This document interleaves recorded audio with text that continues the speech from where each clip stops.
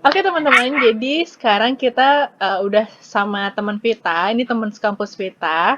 Coba perkenalkan diri dulu, siapa namanya, terus Halo, fakultinya. halo, nama aku Una. Aku kuliah di UTM jurusan Software Engineering Asalnya dari tahun mana? 2000. Ah, Aku dari Aceh. Oke. Jadi di video kali ini Vita pengen Una kayak sharing gitu ke teman-teman semua karena kan Vita mikirnya kayak kita ntar bakal jadi alumni dan semoga video ini juga nanti bakal bermanfaat buat generasi selanjutnya yang kira-kira bakal mau masuk ke UTM atau mau masuk ke jurusan yang Una sekarang lagi jalani. Jadi setidaknya teman-teman yang nonton video ini itu bakal tahu sebenarnya jurusan Una ini apa sih, terus gimana perkuliahannya di sana gitu. Oke, jadi kenapa awalnya dulu Una pilih jurusan software engineering ya? Kenapa dulu awalnya milih software engineering gitu dan kenapa kuliahnya di UTM? Maksudnya kan banyak kampus lain selain UTM yang bagus-bagus juga. Terus kenapa ngambilnya software engineering gitu kan banyak jurusan komputer yang lain kayak gitu. Oke, jadi awalnya aku emang suka matematika. Nah, dari matematika ini kan agak relate ke software engineering. Maksudnya tuh software engineering masih pakai rumusan dari matematikanya. Heeh. Nah, yang aku lihat juga prospek ke depannya, kan sekarang kita di era For AI. global ya, Ya. mungkin prospek ke depannya itu lebih banyak yang memakai software, memakai Iya. teknologi-teknologi untuk ke depannya. Jadi aku memutuskan untuk ngambil software engineering sebagai jurusan aku di UTM. Kenapa aku pilih UTM? Ah. Karena awalnya aku alhamdulillah keterima juga di salah satu universitas di Indonesia. Ah, Tapi oke. setelah aku banding-bandingin plus minusnya, ternyata lebih banyak plus yang aku dapat di sekolah di luar negeri gitu. Karena kita kan bakal berinteraksi dengan orang-orang Iya. baru juga yang beda negara, beda kultur. Mm-mm. Dan kalau misalnya dibandingin harganya juga, kalau aku bandingin dengan sekolah univ yang aku keterima di Indonesia itu kurang lebih sama karena Iya. juga jaraknya sebetulnya jauh juga dari kota yang aku tinggal.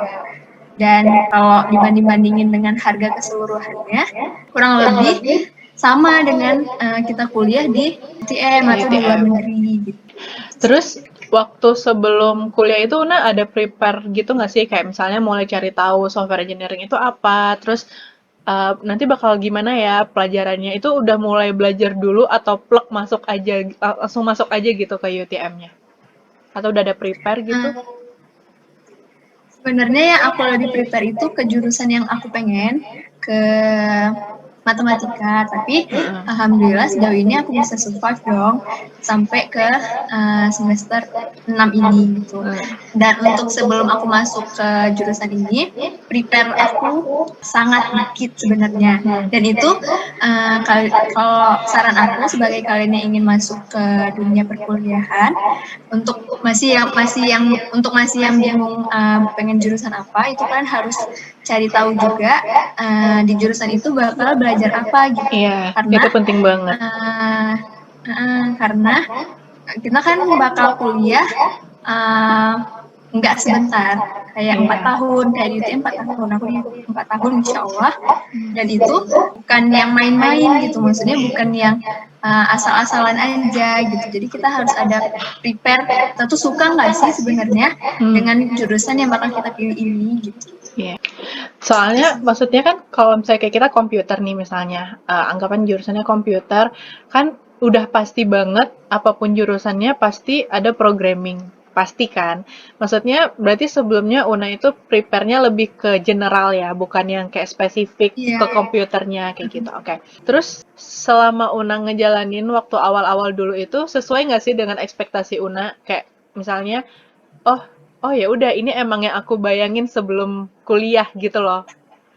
Karena kan banyak juga kan kayak kalau di jurusan Evita banyak kayak teman-teman atau adik-adik yang baru masuk itu kayak nggak sesuai dengan ekspektasi mereka, salah jurusan kayak gitu-gitu. Kalau di UNA sendiri gimana? Iya, sebenarnya aku termasuk orang yang salah ngambil jurusan mungkin, tapi ya balik lagi alhamdulillah sekarang aku bisa survive karena dulu tuh emang bener-bener aku buta nih dengan Iya. teknologi, dengan Iya. dengan komputer, dengan laptop gitu. Karena dulu tuh aku cuma bisa sebatas ngidupin, ngerjain tugas di Microsoft Word atau di Excel atau di PowerPoint atau juga ngirim-ngirim email biasa doang gitu, terus matiin deh gitu. Tapi semenjak di sana aku jatuhnya gara-gara aku kurang mencari informasi tentang jurusan aku, jadinya aku kayak lebih struggle gitu, lebih struggle di awal dan selama perjalanan aku di software engineering ini. Tantangan aku juga itu pas awal masuk di software di UTM itu kan teman-teman aku tuh yang anak lokal itu mereka udah pada ngambil kayak foundation dan lain-lain sebagainya yang udah belajar basic lah intinya.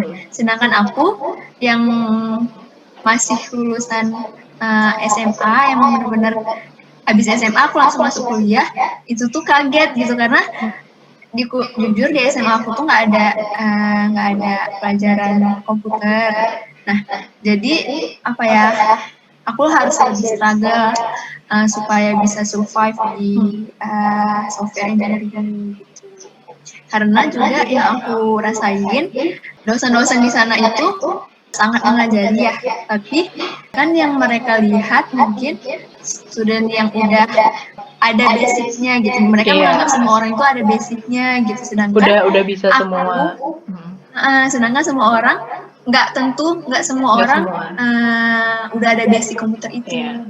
Istilahnya Jadi kita itu tuh sih waktu kuliah tuh dianggap udah bisa, udah kayak kita tuh milih jurusan itu karena emang kita suka dan kita tuh udah bisa basicnya gitu kan. Padahal sebenarnya nggak juga ya, nggak semuanya kayak gitu kan. ya.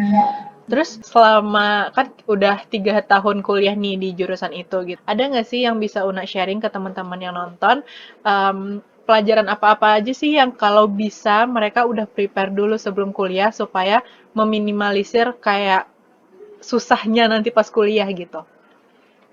Yang kira-kira harus di-prepare, basic-basicnya.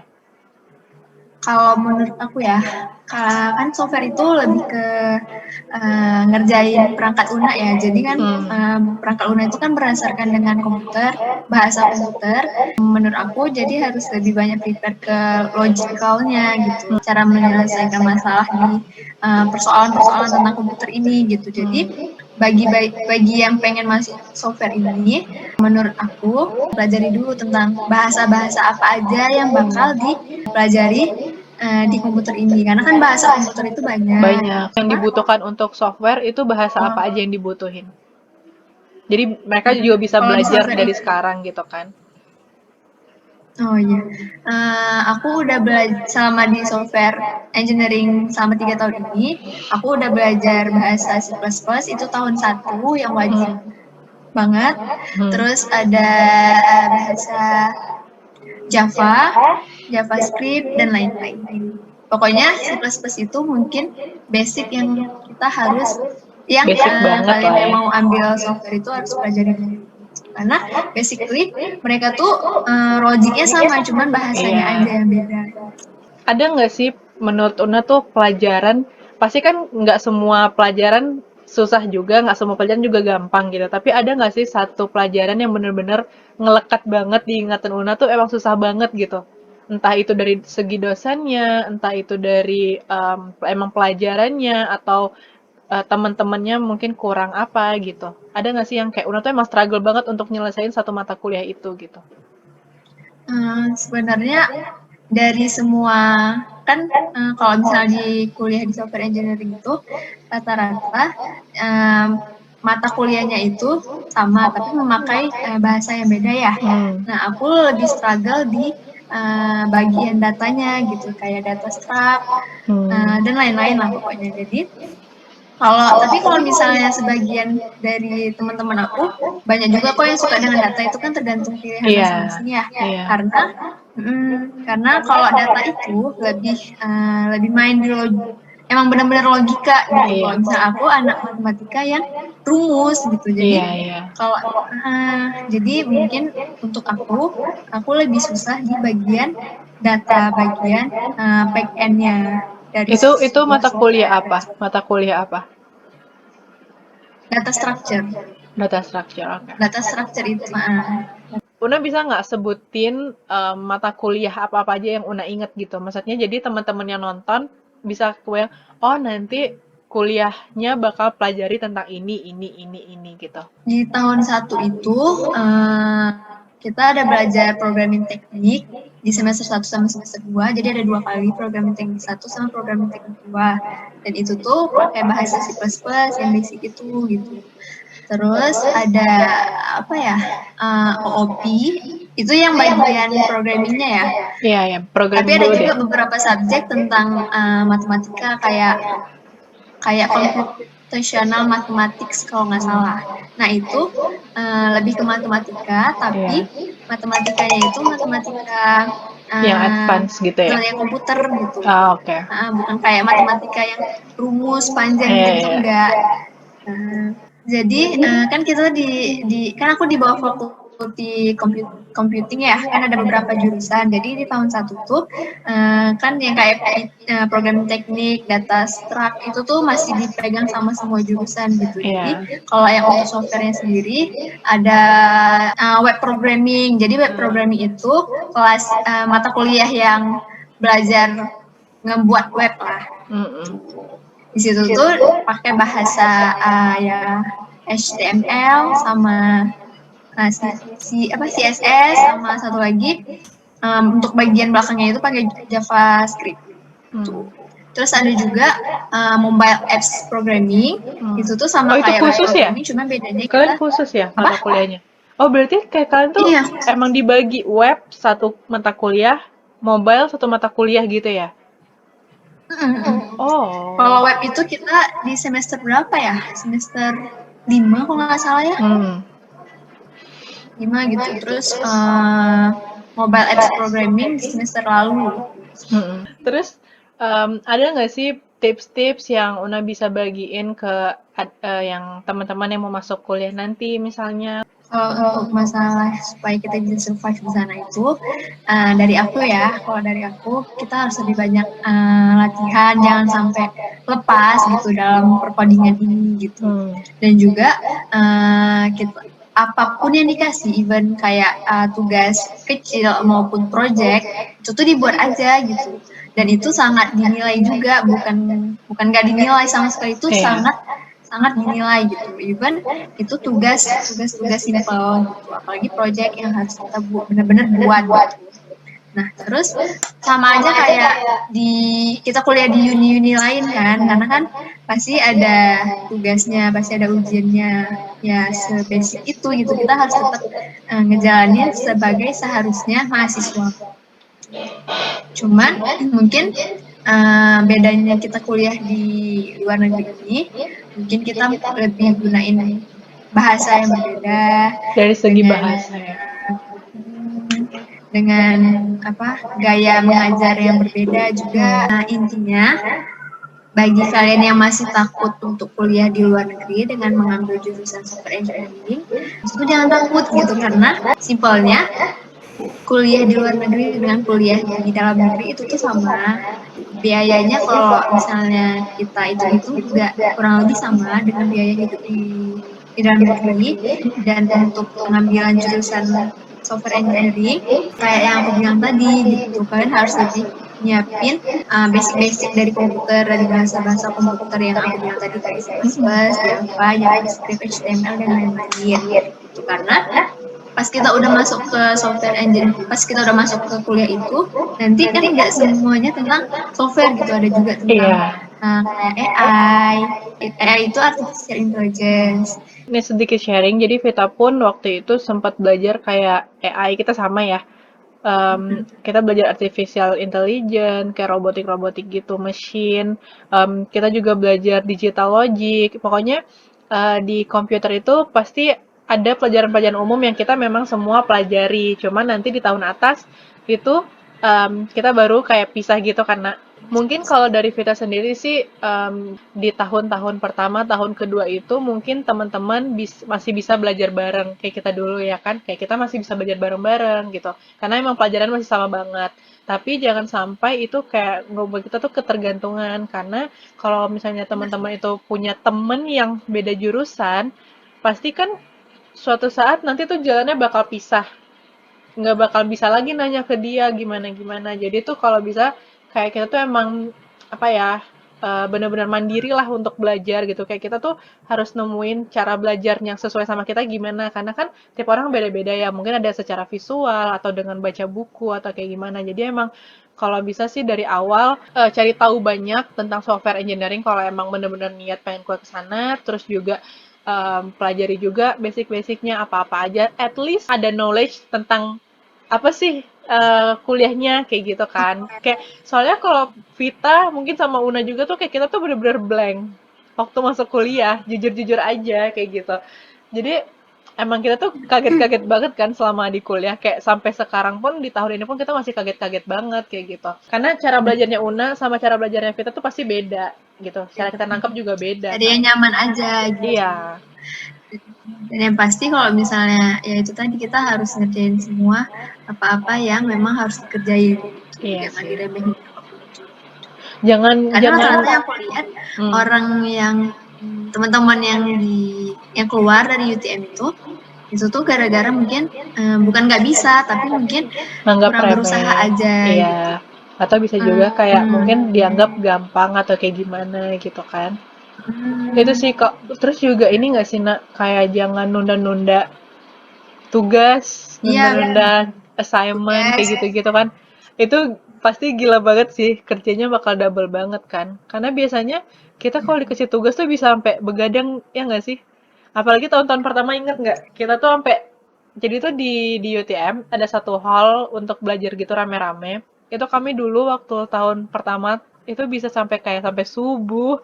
Itu dari abis maghrib ya nak, kita janjian gitu kan. Yuk belajar bareng gitu. Sampai Terus besoknya gitu. tiba-tiba tiba-tiba udah subuh aja. Ini seriusan bener-bener kejadian kayak gitu. Jadi kalau kalian pikir, karena Vita dulu juga pasti Una juga gitu ngerasa kayak, oh ya udah kita belajarnya kayak waktu SMA aja gitu, tugas gampang lah kayak gitu kan. Ternyata setelah yang kita jalanin waktu dulu awal-awal tuh kayak wow banget gitu loh, kayak kalau kita udah nunda satu aja udah nih pasti ketunda semuanya kayak gitu, dan itu bakal nyiksa diri banget sih. Kayak kita dulu sampai subuh, sampai besoknya lanjut lagi, bah. Kacau sih. Ya, tapi yang harus diingat lagi apa ya itu tuh mau dimanapun kita kuliah kita pasti bakal Pasti. ada struggle-nya gitu Iya, nggak mesti di beda-beda. UTM kita tuh harus sampai subuh tuh enggak tapi mungkin Hmm. di tempat lain kita nggak tahu apa yang mereka rasain mungkin lebih Iya. berat dari ini. Ya itulah apa yang kita rasakan waktu awal-awal dulu kan, waktu awal-awal kuliah. Maksudnya nanti takutnya Vita jangan sampai yang nonton video ini, yang memang mau masuk kuliah, masih menggunakan metode belajar SMA yang dulu, masih nganggap remeh, kayak oh ya udah ntar bisa gampang kok dapat nilai. Karena dulu sebelum Vita ke Malaysia, Vita punya satu senior yang bilang kayak gini. Mungkin ini buat teman-teman yang nonton juga. Kalau kalau ke Malaysia cuman buat main-main, mending nggak usah deh. Mending mundur aja. Vita dulu digituin loh sama senior Vita. Jadi kalau emang bener-bener belajar, ya emang ke Malaysia. Tapi kalau nggak usah, katanya kayak gitu. Karena nggak semudah yang kita bayangkan, oh kuliah ke luar negeri gampang, gini-gini. Nggak semudah itu gitu ya kan. Ada lagi, Una? Kita struggle-nya lebih ke dalamnya bukan pas masuknya ya nggak sih Iya, ya, parah. ya kan Di waktunya kita tuh nggak ada tes ya, karena ya nggak sih? di UTM. Nggak ada tes, cuman beberapa jurusan aja UTM nggak sih? tesnya itu tes nilai rapor doang kan Jo? Iya, iya. Maksudnya tuh kayak nggak ada yang kayak kita tes SBM, paling mungkin di beberapa jurusan ada ya tes matematika atau apa. Cuman mungkin di situ banyak orang yang kayak, oh gampang nih kuliahnya kayak gitu. Orang gimana ya? Kalau kita bisa bilang ya sebagai student tahun 3 gitu. Kita tuh berjuangnya setelah masuk, setelah nyemplung tuh kita harus bener-bener gimana caranya kita nggak tenggelam kayak gitu. Karena kita udah dikasih akses yang mudah di awal kayak gitu kan. Jangan sampai terlena, dianggap remeh, akhirnya ntar malah bener-bener tenggelam kayak gitu ya kan. dilihatnya itu pas kita udah masuk gitu. Kita bisa nggak sih kayak gitu, kita pantas nggak sih. Dan kalau misalnya memang kita nggak pantas tuh bukan main-main, maksudnya emang langsung kamu Cut. drop out. Iya, parah. Oh iya, terus satu Parah. lagi sih yang mau Vita bilang. Waktu semester awal, kalau bisa tuh IPK tuh jangan rendah-rendah banget, karena itu satu faktor yang bisa bikin kalian otomatis DO. Otomatis nggak pakai nego. Ya kan? Ada minimalnya nggak sih, Nak? Kayak 1, berapa gitu ya? IPK kan, bukan IP kan? 1,2 ya? 1,5 atau 1,2 Nah, itu gitu? Vita kurang tahu sih. Cuman IPK kan, bukan IP kan? Jadi kalau misalnya IPK. iya kan? Kalau misalnya IPK-nya itu 1, sekian, di semester 1 aja udah pasti out gitu. Mungkin itu aja yang bisa Una sama Vita juga sharing sedikit dari apa yang kita udah alamin. Karena kita kebetulan satu fakultas, satu sekolah, cuman beda jurusan aja ya, Nak. Jadi di video ini, itu kami ngebahas tentang perkuliahannya. Jadi nanti bakal ada video selanjutnya, itu lebih ngebahas ke kehidupan sebagai anak rantau di negeri orang. Nah, nanti kita masih sama Una juga. Una bakal sharing gimana kehidupan dia di Malaysia gitu. Oke, sampai segitu dulu video dari Vita. Sampai jumpa di video selanjutnya. Bye-bye!